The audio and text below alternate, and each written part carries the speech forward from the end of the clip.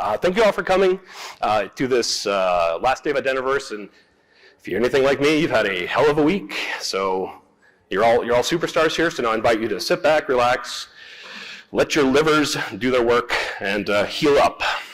So, this is Navigating Your Career as an Identity Professional, but before I begin, I'm going to steal Vittorio's slide on a disclaimer because I need a legal shield. The views and opinions in this talk are my own and not necessarily shared by any employers or groups with which I am presently or have previously been affiliated. Everything I say is me, sue me, attack me, etc. All right, and who is me? Me is Jon Lehtinen. I am the Senior Director for Okta and Okta at Okta. If you're confused by that, hit me later. This isn't about Okta. I'm also on the board of directors as the executive secretary for IDPro, which you may have heard a few times here, an organization which fosters ethics and excellence in the practice of digital identity. And we're here, ideally, because we are playing the game of our career. We don't usually have a choice as to whether or not we're going to be playing this game, and until we can conceptualize the end of the wage system, hey, welcome player one. So, since we're all doing this, we care. Everybody cares about their career. Ideally, nobody cares more about your career than you. As such, you're going to encounter the ups, downs, the pitfalls, the explosions, the things that are entirely outside of your control, that are going to, kick you around, knock you down, as well as the incredible highs and whatnot. So, the best thing you could do, since we're on this track until we retire or otherwise, is try to make the best of this as we can. So to that end, I want you to start thinking about why it is you're doing what you're doing outside of, compulsion. So, and I want to ask you a question. Did you know what you wanted to be when you grew up? Any hands? Oh, look. Oh, so great. And now the corollary of this. Did you end up becoming what you wanted to be? Holy snap! We have a winner here. However, I saw other hands falling down. But, oh, how I envy that clarity of purpose. All right, so to this end, as we go through this, I want you to entertain some questions about yourself and your career, where you are in this journey. And these hopefully aren't like the typical career-typey questions. They're hopefully going to start you thinking about how to navigate your career in a slightly different way. And the first is, what is your expected assumed career arc? You're in here, ideally, you want to know where you're going to go. And if you don't know, well, consider. All right, now let's think, what, if anything, engages you about your current work? So ideally, you'll be able to discover your passion and be fulfilled as you're playing your compulsory game of career. But if you're not currently engaged, then I'll introduce some strategies to help you try to make lemonade out of the lemons you're being given. So, furthermore, I want you to think, what would you like to do as you advance your career? And I frame this because the definition of hell for me is doing the same thing every single day with no deviation or whatnot. But that's just me. I can only really speak from my perception. But in theory, if you were to advance, you're going to have to start to exhibit different behaviors, different capabilities, and different ways of interacting with the business and the broader industry in the new roles you hope to attain. And finally, there's the motivation factor. Again, outside of blessed compulsion. So why do you want to do what it is you want to do, be it the thing you're doing presently or the thing you aspire to do? What is compelling you? Ambition is a great thing, but it's also a sweet venom that can burn you up on the inside too. So here's why I care enough to talk about this. I used to think my non-traditional entry into identity was unique, as highlighted various times here. There's no clear path. I don't see a world where most folk say, I'm going to be an identity practitioner. At various points in my career, as everyone else who's been alive, you get hit by economic conditions and downturns, et cetera. And that's going to be out of your control, but you can still try to figure out how to successfully navigate that by thinking a little bit more strategically about what it is you're doing. So what I offer here is a report on my own observations and experiences, and I don't suspect they're universal, nor do I suspect that I am a role model or like, somebody who should be emulated per se. What I am aware of is, I have hindsight 2020 now. I can recontextualize a lot of my experiences to help me understand how I got here and whatnot. So again, I'm not here thinking, look at my big brain, I'm a brain genius. Everybody listen to me. As we go through this, you'll see that I just want to talk about my experiences. We're all edified, and we're all polished and smoothed by sharing our experiences, regardless our level of expertise, experience, background, etc. So let's start with your career life cycle. Have you ever thought of your career as a life cycle? I know I definitely didn't, and to an extent, I certainly still don't. I really was probably like a lot of you, starting out my career just being purely reactive. It's almost a survival game in terms of what can I do to not get canned. So the idealized promise of a career path that we all aspire to is, we were entry level, we get some miles under our shoes, maybe we eventually go to a position of minor leadership or influence within your team, maybe management, and if you went to the right college, you become an executive. But realistically, this isn't a simple linear graph. There's going to be dips and all sorts of crazy stuff. And this isn't representative of compensation or expertise, or it's whatever it is that motivates you about your career. There's going to be the highs and lows. And something we all need to be prepared for, and I certainly hope people here have already internalized, is there is a significant element of chance in everyone's career. So there but the grace of God go I type stuff. One of these things that happened for me, which I thought was very significant, was at the Social Mingle and Cloud Identity Summit 2013 in Napa. Me and my wife were standing around. I wanted to go back to the room because I hate socializing. And she's all, no, you're here, you should do it. So we sidled up to a table, and I said to a gentleman, hey, is anybody standing here? Because we stand here. That gentleman was Stephen Hutchinson. One thing led to another. 4 weeks later, I was in Virginia. I'd moved there to join GE. And to be candid, if you know Stephen Hutchinson and his orbit, and more importantly, the general vibe in the industry that comes from those relationships we build and how we uplift and edify each other, that's a chilling moment of my life that I occasionally reflect on and think, holy heavens. Had I not done that, I'd still be toiling in the desert without any notion of how much big and coolness is out here in the field of identity. And over time, I figured out that any career can be fulfilling. I'm sure we've all had the rough spots in our careers, and even if you don't think this is your career, I want you to entertain that any role can be fulfilling. And I don't mean this in the psychopathic mindset stuff. I think toxic positivity can be a thing. Having a little bit more of a sober view over the realities of how you can find the lemonade amongst all the lemons that are being sown is kind of a necessary thing, but it's not, I'm not going to say, grin and bear. There are actual legit places where you can be truly abused. Another experience, and I'm not saying this is proper capital A abuse or anything, I started my first salaried career in 2007, and I was reminded every day by my skip level director that I was fungible. I was lucky to have a job, and I better darn well come in Saturday to do the other team's work because I already totally neutralized my work. Oh, that was motivating. But I will say, very formative, because just as you may have had managers and leadership that has helped you and inspired you, you could also take the inverse. If you are in a garbage tier situation, reflect back on, how would I like to have been treated? Probably like a human being. You do that with other people, holy heavens, you're going to be a lot more successful and happy. All right, all the career people. Congratulations, you've graduated college. You now have a whole bunch of undischargeable student debt, and thus you go to the career game. So what do you need to provide in order to get in the front door? Well, I can't say there's any defined skill sets, but what I'd invite you all to think of is, there's a pair of matching hard skills and soft skills that when together make a complete wheel that can actually roll smoothly. You need the knowledge to perform the role. You're being hired for a business function. You're selling yourself. That I know we're in Vegas, so you're selling your services to the business in exchange for the compensation. You can't do that. Well, you're not going to last long. Now, if perhaps you've met the cantankerous old bastard operator from hell, or you know, the boy genius developer who has no time to, you know, communicate and use basic common courtesy, right? That's why I think soft skills are proportionally important.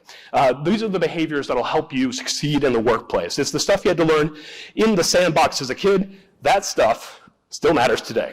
Put those things together, you now are teed up to be in a position to learn and provide value. But what about those hard skills?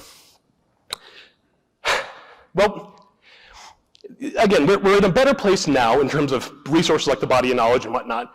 We can help people bootstrap some sort of experience. But even then, like as a hiring manager, I've not required identity experience in some of the hires. You know, like if someone more experienced, I'll get to that later, but what I look for, like general technical knowledge and awareness of what computing is, right? Apparently kids, oh gosh, I sound old. Apparently these youths, these vigor-rich youths, thanks to the ubiquity of, you know, very nice devices, may have lost some of the notion of what basic file structures are, how to actually interact and use things. Holy heavens. So somebody can demonstrate like a modicum of knowledge of that.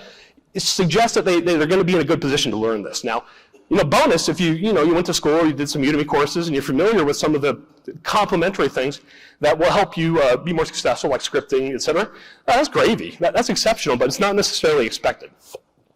The other thing I really do look for, systems thinking. I need somebody to be able to understand that this isn't a silo. I used to actually get really mired in my own little identity wall, and that was career limiting for me for a while until I learned, boom, how much of the business logic and process I need to know to be successful. So for soft skills, I love self-directed learners. The curious are the best. Collaboration, playing well with others, right? Influencing skills. This one sounds a little squishy, and I was beaten over the head with this at various points in my career. You need to work on your influencing skills. What that means, it means like, again, collaborating, not necessarily dictating, but figuring out how to win friends and influence people, right? But in the direction of where you both want to go as mutual stakeholders. And I already mentioned curiosity, of course. 2 pitfalls for the early career professional. This is the Dunning-Kruger effect. And well, you come in, you do well, you show that self-directed learning, congratulations, you're a brain genius. Or at least you think. So you can become a little bit insufferable in this regard. Though the humility of the audience with which I've interacted at this conference, I can't tell if we self-select for a little bit more of that or what. But then we fall into the second pit. Valley of despair. You get a little bit more and you realize, oh my heavens, there's so much I don't know, and thus I'm going to collapse under the weight of expectations that only exist in my own mind. And I guess, yes, I'm telling on myself here. Okay. We're going to continue our journey through the Dunning-Kruger here in a little bit, but let's move on to how to navigate or what skills should be important for your mid-career phase. So this is where I'd expect folk to start to develop an awareness of the space, more broadly speaking, ideally, especially in the context of things that may impact the business or have an opportunity to impact the business. That's not necessarily an invitation to say you have to be like, you know, super strategic or do architecture type stuff, but kind of being aware what a passkey is, understanding that at some point your user population is going to have to address that. Well, I mean, you thinking that far ahead at least demonstrates that self-awareness. Every organization, as Hutch said yesterday, is full of urban sprawl of IT. It was built up organically over time. It's a mess. So now that you have some miles on your shoes, I've said that already. I'm trying to think of another analogy, but it's been a hell of a week, friends. Simplification and automation. There's always opportunities to eliminate tech debt. That is always a valuable activity, even if sometimes organizations and leadership don't consider it so. I think you'll be able to demonstrate your value by doing that yeoman labor of fixing stuff. Now, you want to take it to the next level? Tie your work to what the business cares about. So if your business sells washers, either appliances or little discs of metal, figure out how your work and identity impacts their bottom line, even if it seems incredibly abstract. I gave a talk last year on this. I mean, it was about as well presented as this one, but I heard the content was good. Now finally, complementary technologies. This is an opportunity for you to broaden your horizons. This is security tooling, understanding the relationship between that stuff and identity. So like HR and compliance systems, governance.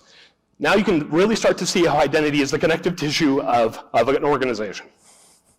Soft skills, relationship building, and people can smell insincerity a mile away. So don't be one of those snakes. You've seen them walk up to you with the shark smile and, hey, could you do something for me? And you know, they just want to use you, right? But if you approach it, you know, with sincerity, people can feel that. You can build relationships, find out how you can complement each other in what you're trying to accomplish. And at this point, you should probably start thinking in terms of a little bit of salesmanship. If not necessarily for yourself, well, honestly, you really should do it for yourself. I know so many brilliant people who organizations would just sink without, and they don't get an ounce of recognition. Why is that? Well, they're probably too humble or shy or something to tell their manager of this and the business impact and X, Y, and Z, so that way that story can propagate. Again, nobody cares about your career more than you, and nobody's going to be able to sell yourself as your career better than you. All right, so now we're climbing out of the valley of despair. We've made it through that. And we're on the slope of enlightenment. We're starting to feel, I'm pretty sure sow our oats is the wrong thing here, but moving on. We're gaining competence. All right, finally. And, oh God, I wish I'd used the word tenured, because this sounds morbid. But I came up with established career, but again, good word choice. So yeah, okay, now you're established. You've done some things. The business recognizes your value, at least to the extent that they're no longer threatening to fire you every day because there's a throng of people banging at the gates. So you're able to provide value to the business. Now, ideally, hopefully you have enough confidence now, after 15 years, according to that IDPro survey, that maybe you're feeling like you can actually do this job and do it well. So if you are in that phase now, what do? This is where organizations often fail to provide you the next step, and as a result, you need to make a determination here, if your organization isn't already preparing these things for you, for how you can continue to grow from this point on. You can go hit strategy, be an architect, go deeper, perhaps tie into parallel security and governance structures inside the organization, to up-level the broader strategic plans of identity as opposed to the actual implementation and enablement. You can go to management. We're going to have some words on management in a moment. Or, why don't you stay put? I have staff on my team who do fantastic work. They're just heroes. And you know what? Some of them don't want to be ambitious right now. They want to do their work great, give me their 40 hours, and then go climb a mountain.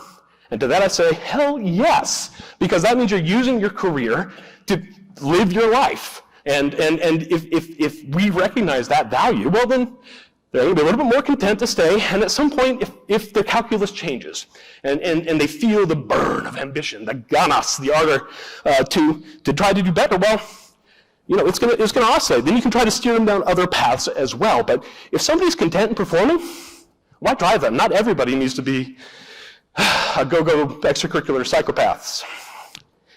All right, now here's where a lot of tendencies, oh boy, I gotta hustle. A lot of tendencies of organizations really screw things up. They often incentivize going to management to get the next level of compensation. And I'm aware money talks, all right? I'm not gonna fault anybody for this. But holy crap. You go into management because either money, you're not gonna be there for the right reasons. And if you go there because you think this makes you the decider, right? As the big brain genius, tenured career professional, you may think that it is easier for you to assume command and control so you can drive that vision. Well, no. Yes, you may have worked in organizations where people did that. Did it work out? Were you happy? Was it successful? Probably not. Now, leadership, on the other hand, unlike this bureaucratic and necessary thing to develop and monitor and track and be hierarchical for the explicit purposes of governance and accountability versus leadership, which can be exercised at all levels and at all levels of experience. Leadership is the ability to inspire, direct, share, communicate your vision and the impact and mission, and it should be cultivated wherever you are in the organization. And what is funny enough, leadership often comes from you magnifying and supporting others. And because that demonstrates that you know your role, you know where you want to go, you respect them as a fellow professional, and rather than dictate how they should do things, you magnify them, help them be successful, build them up. And that pays equity later on, because reputations do filter through companies and through the industry. So as I alluded to, if you fail to realize this distinction, and I will admit, I was tempted at various points in my career, surprisingly recently, to assume, the crown, so to speak, so I could save the goddamn day. At least so I thought. I wouldn't have been successful there because now I've had other opportunities to figure out, the distinction here. But again, I think this is one of those things where your experience, you've all probably either felt this yourself or seen somebody who did it for the wrong reasons. So again, if you can give a positive lesson to learn, oh crap, then let's think of the inverse we can do. All right, so going into management, first and foremost, you're the cheerleader, you're the advocate. Highlight, talk, share, sell your team to the business. You want to know why I have so many of these t-shirts? Because I have a brand mark and a word mark, and I wear it everywhere. And I put it in the Slack channels. And now that culture is permeating. And that culture inside of Okta makes my team juiced. People get excited. People are like, you Okta and Okta, they post our logo. Cool as hell. I'm not a natural hype man. I'm not necessarily a cheerleader either. Like, this was learned, but I will say, if you can kill the cynic, kill the cantankerous one, new opportunities open up. All right, so as a manager, real quick, here's what you can offer the staff at these levels for you, right? At the entry level, a chance. Please don't filter on tool knowledge, that's very short-sighted. And please recognize fresh perspectives. The diversity of opinions and experience is incredibly valuable. Mid-career, this is where you need to listen to what they want to do. Help guide and mentor them. That was almost a sneeze. All right. Identify ambition and then help them on it, right? And importantly, trust and ownership. This is scary. This is the hardest thing I've had to do, is realizing as someone who's been an individual contributor for most of his life and then eventually got into management, when you're in control, stuff's going to get done. I call this the individual contributor trap if you're making it to management, because you'll never, ever, ever change your mindset, and you'll undermine your team at every layer. So realize you hired them, realize they're smart, realize someone gave you a chance to, and let them rock it, and you tell their story. You highlight their accomplishments. Now, for the established career, strategic ownership, now it's time to start thinking outside of themselves and offer to mentor people and give them the opportunities to showcase their knowledge. People like being appreciated, lauded. Why else do we do this? Because, hey, we love validation. All right, so resources, recap, and closing thoughts. Consider these questions again. Consider what it is you really want out of your career and why. Some resources, hard skills. Again, you're going to learn a lot of stuff by mingling with other folk. That's IDPro. The SIDPro is actually a good tool for soft skills. These are the ones I found helpful. Crucial conversations. Look it up, really good.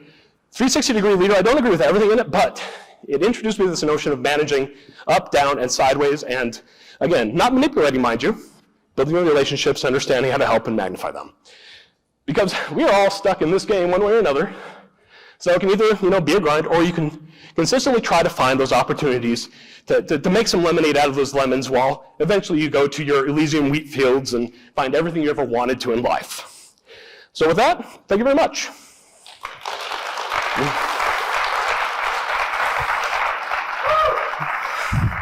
I got a hoot. Woo. All right, we have 1 minute for questions. Aaron? Mm-hmm.